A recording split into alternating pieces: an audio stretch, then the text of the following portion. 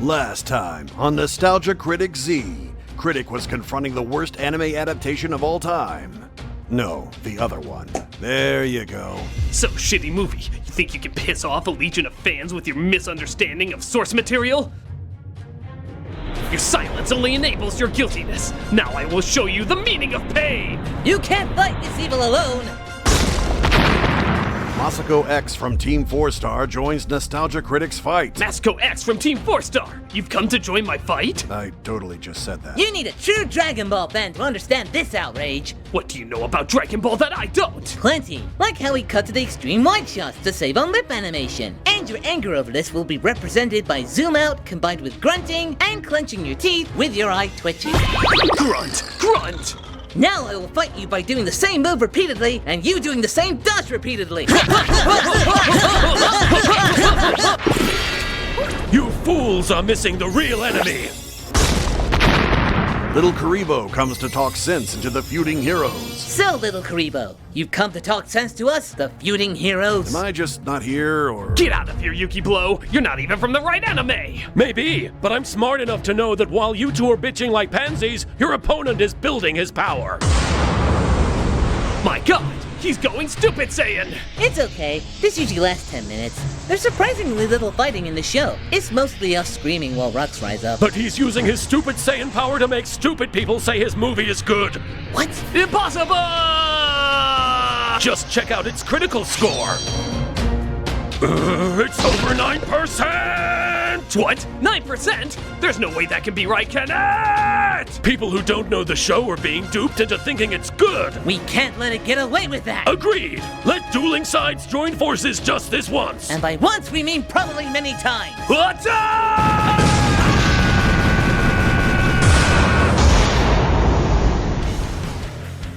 In a long line of botched live-action anime adaptations, Dragon Ball Evolution is arguably the most infamous. For years I've gotten fan requests to talk about this cinematic ball-buster, but sadly, even though I'm a fan of some anime shows and films, Dragon Ball is not one I know a great deal about. That's where we come in! MasakoX from Dragon Ball Z Abridged. And LittleKuriboh from Yu-Gi-Oh! Abridged. That's right, a Japanese anime dubbed by Americans, now analyzed by two Brits. It makes as much sense as anything else in this movie. The Dragon Ball franchise is one of the most popular animes ever made. Taking place in a parallel dimension, it follows the adventures of Goku and his friends, defending Earth against intergalactic aliens, androids, and other various evils who really like to yell. With spin-offs including Dragon Ball Z, Dragon Ball Z Kai, Dragon Ball GT, and Dragon Ball Super, there's over 700 episodes of this franchise, and it's still going. So naturally it made sense for Hollywood to try and capitalize on it and make a movie for Americans. How did it go? Did Ghost in the Shell do bad? Yes. Then this did really bad. Fans of the show and newcomers hated this adaptation, claiming it not only missed what Dragon Ball was about, but dumbed it down so much that no average moviegoer would be able to enjoy it. It's said by many to be the worst anime adaptation of all time. Don't believe me? How many people thought the low-budget sketch that we just did was more faithful? That sounds about right. So let's not put it off any longer. Let's take a look at this Dragon Ball suck with Dragon Ball Evolution. I hope you're ready for an intro that's front-loaded as shit. I think I am. No, you're not. A warlord named Piccolo came from beyond the stars. A group of brave warriors created the Mafuba, a powerful enchantment that... Wow, I'm both lost and bored. Get used to that. Aided by his disciple Ozaru, the evil pair brought the human race to the brink of annihilation. Okay, shot in the dark. A great evil tried to take over, is defeated, and now he's trying to come back. Wow, it's almost like you've seen a movie at some point in your life. Enough to know when to fast forward. Who gives this shit? We see our main character, played by Justin Chatwin, named Goku? I don't know a ton about the anime, but that really doesn't look like a Goku. Well, as a white man, I'm offended. You are? Yes, stereotyping like that. I, for one, embrace culturally diverse names that in no way raise any questions or seem distracting.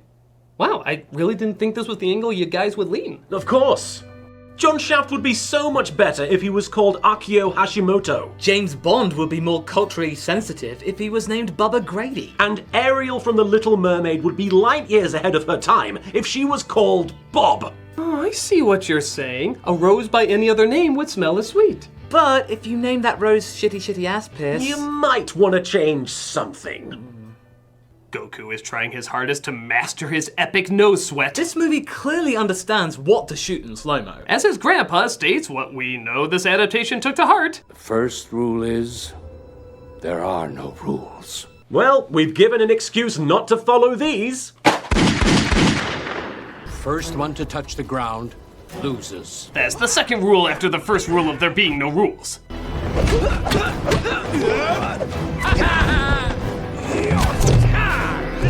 Crouching Tiger, not so hidden green screen. And now a brief recreation of the audience reaction to this first 2 minutes.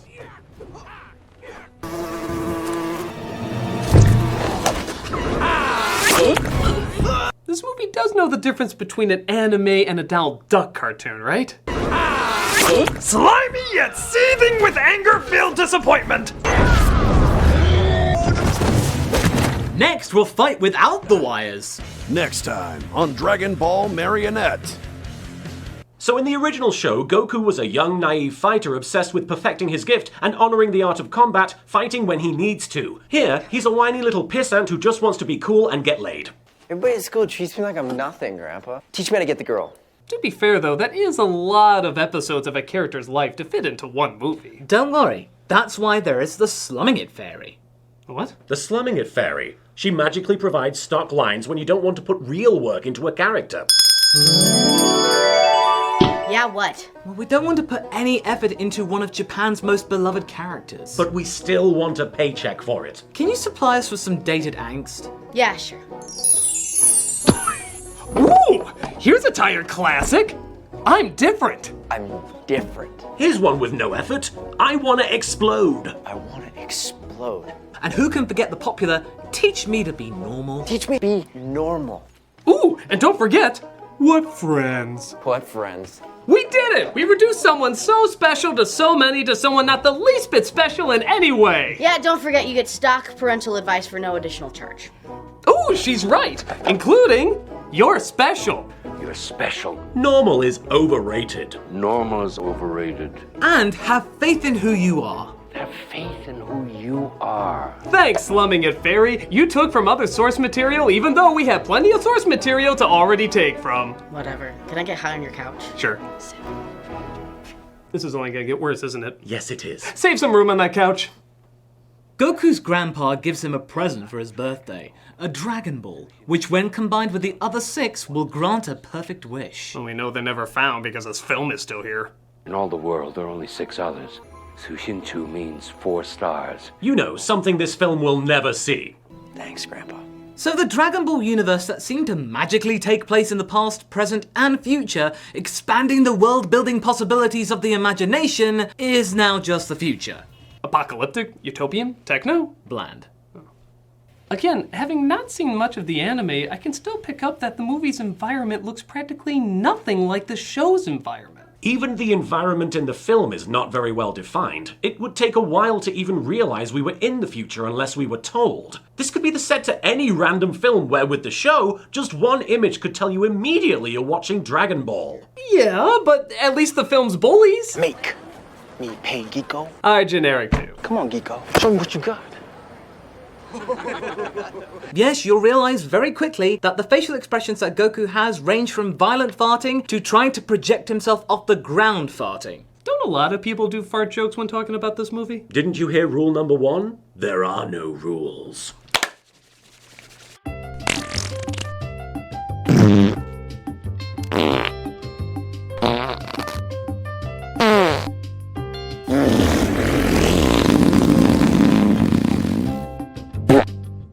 Next time on Dragon Ball Metamucil. Meanwhile, on Bowser's airship, a villain named Piccolo is wondering why being hundreds of feet in the air gets him surprisingly little wind resistance. In the show, Piccolo is complex and had interesting reasons for why he wanted ultimate power. He was so interesting that even his offspring would eventually become friends with our main hero. Here? Just a colossal twat. Right.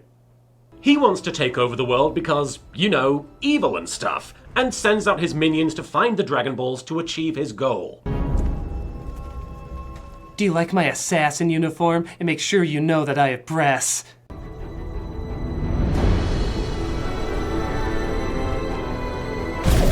Enough of that shit, we gotta cut to horny Goku.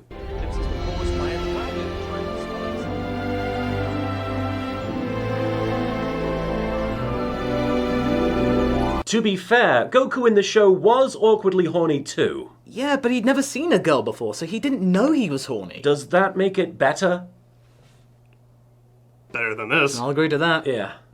What might our ancestors say about the upcoming solar eclipse? Well, my grandfather would say beware of the Nemics. Nemics? Yeah, they're an alien race that nearly destroyed Earth over 2,000 years ago. Well, we have no idea how this future works, so we have no idea how crazy this is supposed to sound. Well, let's hope it doesn't happen again. Keep it in Scientology. But it looks like Goku's help with the lockers might have earned him some tail. Not actual tail, that'd be like the show. Hey, Goku, right?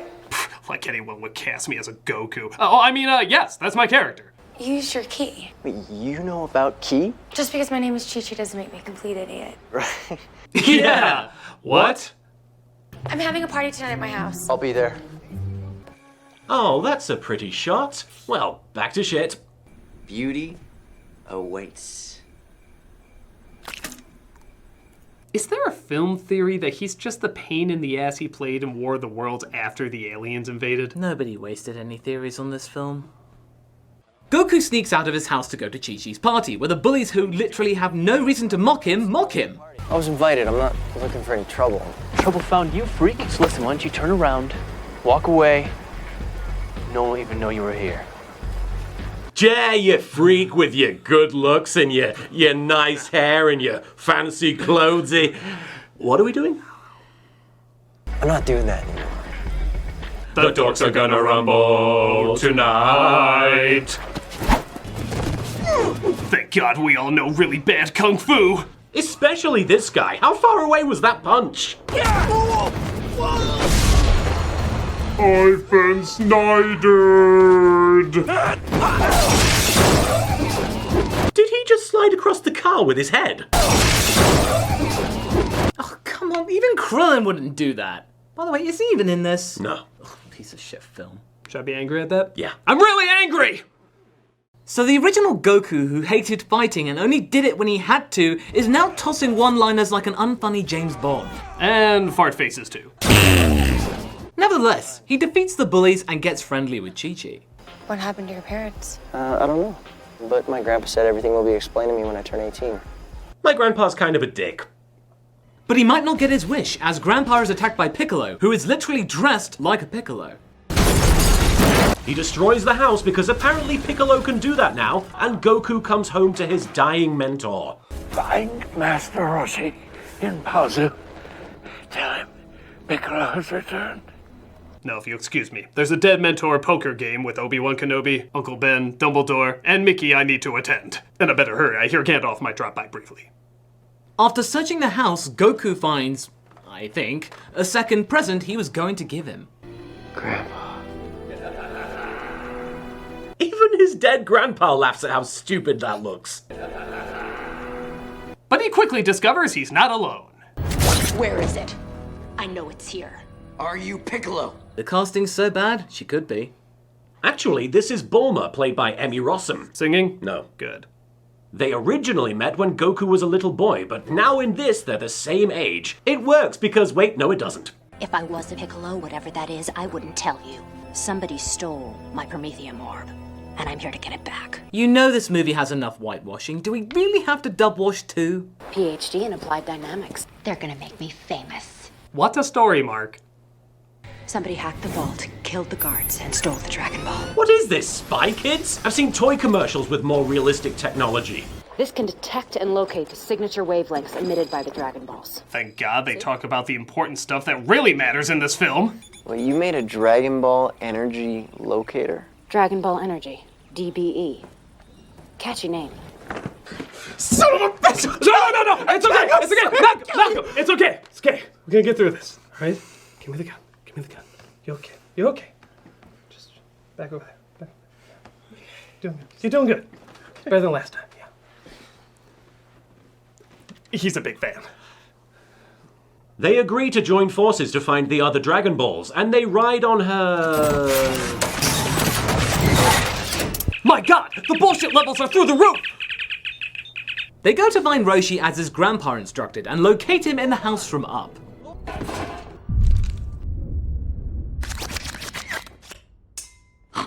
Next time on Dragon Ball, seriously? Seriously? Goku wakes up Roshi and makes the sad discovery that Chow Yun-Fat found a film worse than Pirates 3 to appear in.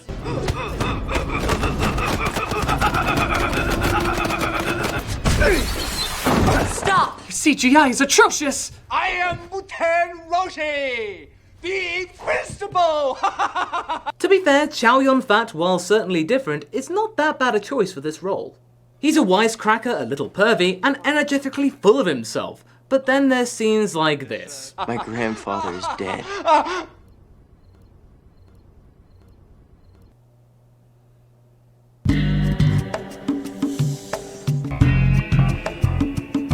It doesn't get rid of the pain, but it does make it hurt a little less.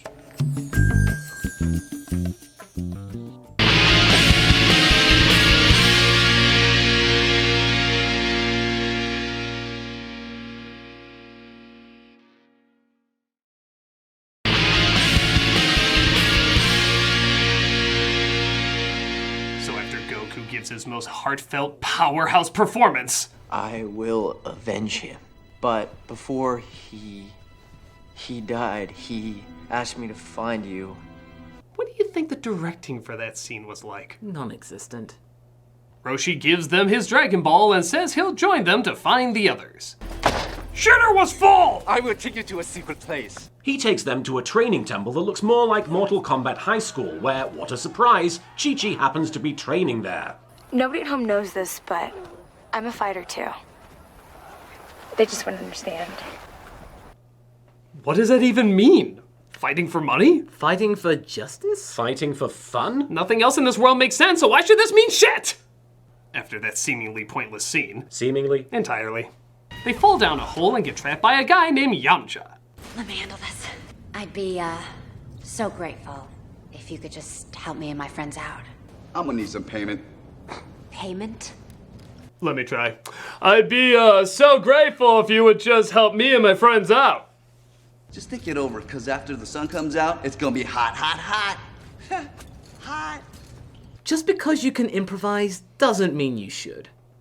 They build a fire as it gets late in the night, and Roshi literally tells the same story we heard in the opening. But Bulma finds out, only now for some reason, that the Dragon Ball is buried beneath them. That's lucky. Enough games. Why didn't he do that before? Ass. They offer to pay Yamcha if he helps them dig, which is weird because that means they could have just paid him before anyway. How many hours did they waste down there?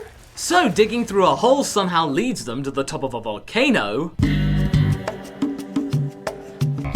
where Piccolo sends his minions, to stop them. In doing so, though, he only provides a way for them to get to the Dragon Ball. Our evil strategist, everybody. The floor is literally lava! Goku gets the ball, but is pretty easily defeated by Piccolo's assassin, only to have her easily defeated a second later. Look at this, he talks in the next scene like he doesn't even notice her. There's this demon, Osaru. He will kill you. Oh, there's a lady too, she got a swing in. Just pointing her out in case she was supposed to be a powerful second in command. So Chew the Fat, Harmony Star, Surf Ninja, and Elijah Wooden all travel to the temple of underappreciated Ghostbusters. How is my favorite skeptic? I need another containment vessel. I mean, we saw what happened to the last one. You done? Yeah. So even though in the show the focus is on mastering energy, here it's mastering airbending. They do not call it that. Oh, but they do. The most basic of all the air bending techniques. Do they know the difference between animes, non-animes, and abominations of God? I'm honestly surprised Sailor Moon isn't in this.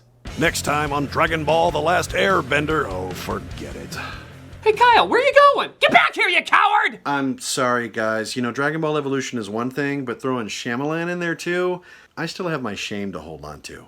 Bastard! You'll never next time on Dragon Ball Z again! Wait fist! Funny, by the way, how in the show Goku was a child prodigy, and here he can't even light a goddamn candle. Well, that's because he's not properly horny-vated. Every time you light a torch, you get to take one step closer to me. No, I swear, that happens to all guys. It doesn't feel right. I must be missing something. You have to make every move your own. You've stolen from like a million other films. Something has to be original. He finally gets it, but Piccolo's assassin breaks in disguised as Chi-Chi, stealing the Dragon Balls. Rossum has a look that says, wow, Howard the Duck's effects are way more convincing right now. He's alive, but barely. Goku has a near acting experience where he sees his grandpa and, you know, it's not your time, have faith in who you are, blah blah blah blah blah. It's not your time, Goku. Always have faith in who you are. Oh, come on! That was just a generalization! He actually says that?! Why not just have him say, plenty of fish in the sea. Remember to drink your milk. Meow, meow, meow, meow, meow, meow, meow, meow. Hashtag popular phrase.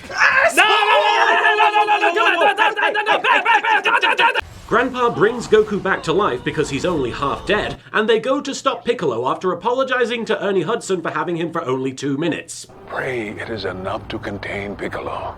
Namaste. I spent 3 hours in makeup for this. Thankfully, their car is shitty shitty bang bang and can fly fast enough to stop Piccolo's monologuing. Imagine being shackled so tightly that every atom in your body stood compacted. With this Dragon Ball, I take my vengeance upon the Earth.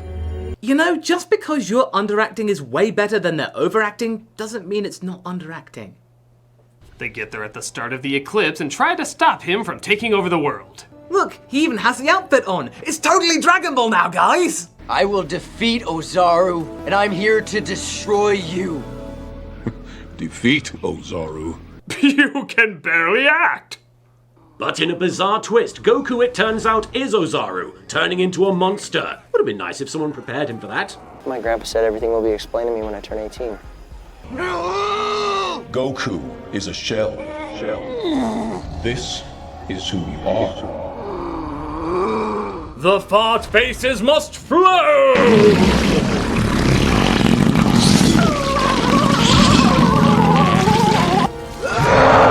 Ozaru, they have a Dragon Ball. Don't make my voice sound even more disinterested. Goku kills Roshi, but remembers who he is and turns back. Impossible. Something my grandfather taught me. First rule is... Always read the script. There are no rules. Then how is that the first rule? That's just dumb! Piccolo and Goku finally face off, and for a movie adapted from a show known for its fighting, this fighting sucks some harsh balls.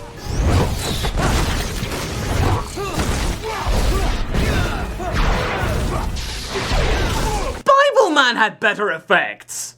Look at this, most of the fighting is just Goku trying not to get his ass kicked. No, that's not true. He hit him once, twice. Oh my god, I think that's it. One of the most famous fighters in anime, and he gets 2 hits. Well, look at it this way. We should just live here. Goku realizes he has to be both himself and Ozaru, whatever that means, and he unleashes the ultimate power. That's right, the Kamehameha. In the show, this is always the highlight, an incredible display of power blowing everyone figuratively and literally away. Here, I think he turns into a screensaver.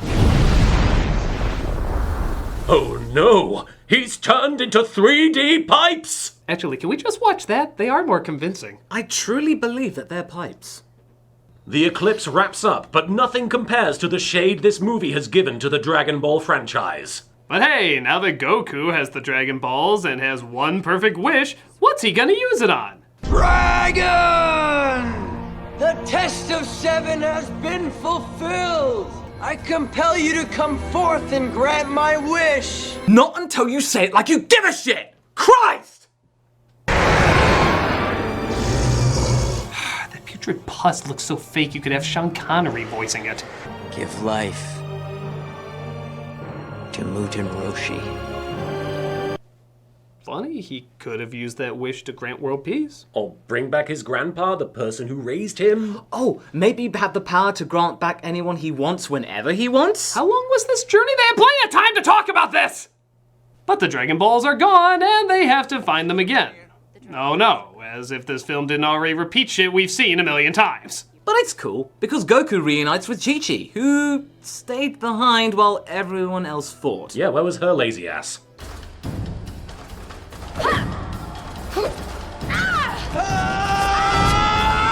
Because that's what Dragon Ball is all about. Goku punching Chi-Chi's heel in midair.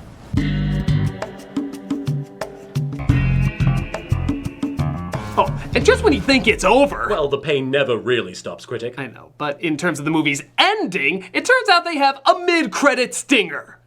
It's revealed that Piccolo is still alive, and he's being tended to by a woman. Okay, that should only take 5 seconds to reveal. Big whoop. Well, they do apparently think that it is a big whoop because they spend about 1.5 minutes dragging this reveal out. 1.5 minutes? What the hell can you show in that amount of time? Well, the suspenseful build-up of picking plants.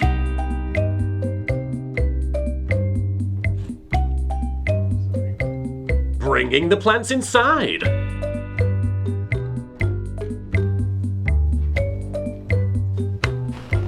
Putting the plants in the medicine.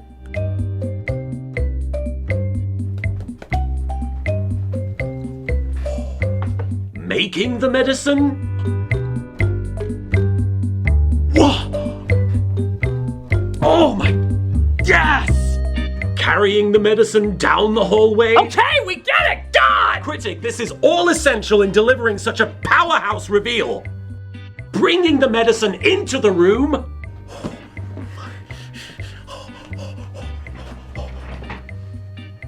Dabbing a cloth in the medicine, and then the reveal. You're not happening, sequel. Right! That was so stupid! Next time on Dragon Ball Z, a cold day in hell. Oh hey, Kyle came back! That's right, and only Ryu, or Ryu, or however you say his name, can save the day. God damn it, John Bailey, you're not Kyle Bear! But I fooled you for a minute, didn't I? Subscribe to my channel. So that was Dragon Ball Evolution. Whether you're an average moviegoer or a die-hard fan, it blows. It's visually disjointed, it has little to no world building, the acting is awkward, the effects are lame, it's pretty laughably bad. Fans that have waited years for a faithful live-action movie are gonna have to keep waiting, because this has no idea of what Dragon Ball was about, or what made it so special. It doesn't work in any way, and any newcomers that are introduced to Dragon Ball this way risk losing a fan for life. It's just one big, disrespectful mess. Well, I probably would have hated the movie anyway, but thank you guys so much for showing me on how many different levels I should hate it. No problem, Critic. My miserable pleasure. I'm the Nostalgia Critic, I remember— Hey, wait, you sure you guys don't want me to narrate you out? You know, guys, maybe I was jumping the gun a little bit when I left and like, hey, who the hell are you? I'm Kyle Hebert. I'm gone for a minute and you already get another Kyle Hebert? I'm sorry, but he's a pretty good Kyle. Thanks. He was talking to me. Well, there's only one way to settle this. That's right, a Kyle Hebert off. What? Agreed. You two will face off to see who's the best narrator of Dragon Ball Z. You in? All right. Let's do this. Okay, get ready. Get set. Guys, it really is Kyle. Yeah, it's true, he was there first. Yeah, good point. Kyle, you win. Yes! Hey, what the— I'm the Nostalgia Critic. I'm MasakoX. I'm LittleKuriboh. And avoid Dragon Ball Evolution like the plague. Will Gohan reclaim his former glory, which was unceremoniously squashed on DBZ? Will Goku be able to close the hole in the ozone layer caused by all the hairspray used in his Super Saiyan Do? Can Ox King find true love on Tinder? When will Mr. Satan join the WWE and become an honorary member of the New Day? How much wood could a woodchuck chuck if a woodchuck could chuck wood? Does the main in Spain fall mainly on the plain, or just in Detroit?